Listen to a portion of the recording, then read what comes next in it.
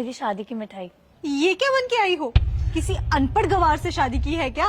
Limit में रहो please. Limit में तो तुम जैसी लड़कियां रहती है, जो इतना पढ़ने लिखने के बाद भी खुद को लिमिट में ही रखती है। तुम्हारे यहाँ वो बहुओं को क्या बुलाते हैं? क्या था? बींदनी। हाँ, बींदनी।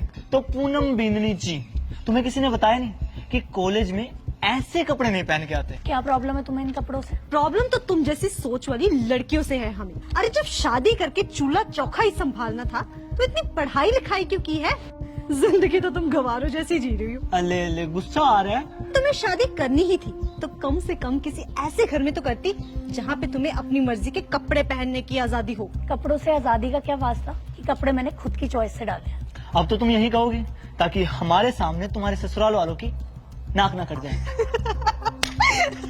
मैं भी शादी कर रही हूँ, पर मैं तुम्हारी तरह ये इंडियन कपड़े तो नहीं पहनने वाली। मैंने तो अपने इन-लॉज को पहले बोला हुआ है कि मेरा जो मन करेगा मैं वही पहनूंगी।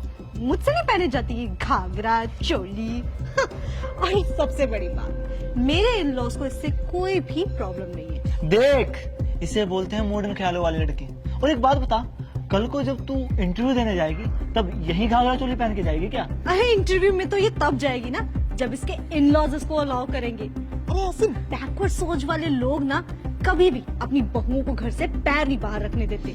पता नहीं इसके ससुराल वाला ने इसको कॉलेज कैसे भेज दिया है। अब इमेजिन कर, इसकी सास भी इसकी तरह घाघरा चोली पहन के घर में घूमती होगी।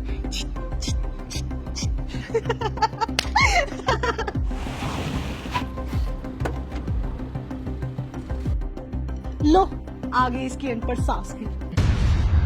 लगता है सासू माँ एग्जाम के बाद अपनी बींदनी को आशीर्वाद देने आई है।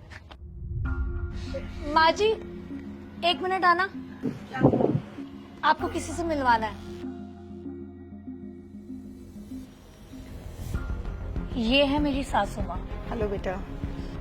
तुम दोनों को जो भी सवाल करने थे ना, इनसे करो। Poonam, is everything okay? Oh impressive. तो तुमने अपनी अनपढ़ सासू माँ जी को इतनी इंग्लिश सिखाई है कि वो किसी को इम्प्रेस कर सके बेसिक बातें बोल के। खाना बनाने वाली अनपढ़ अब इंग्लिश भी सीख रही है। Excuse me, what do you think of yourself? Do you think I'm an illiterate?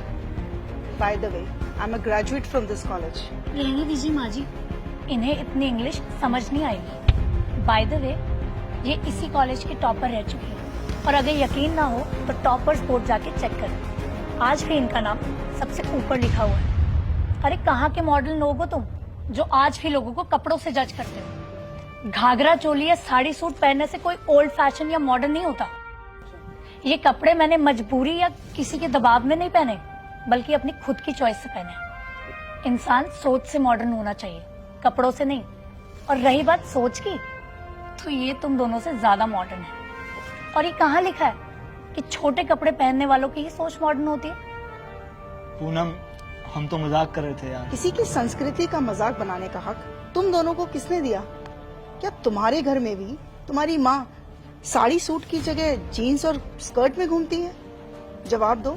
Sorry aunty, हमने कुछ ज्यादा बोल दिया। तुम लोग देश का यूथ हो, तुम्हारे पास ताकत है लोगों की सोच बदलने की।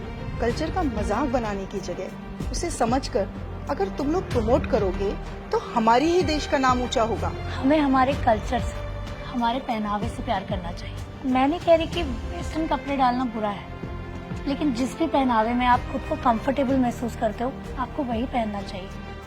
आइंदा किसी के कल्चर का मजाक बनाने से पहले ना एक बार सोचना जरूर। चलिए माँ जी, खड़ी नमक।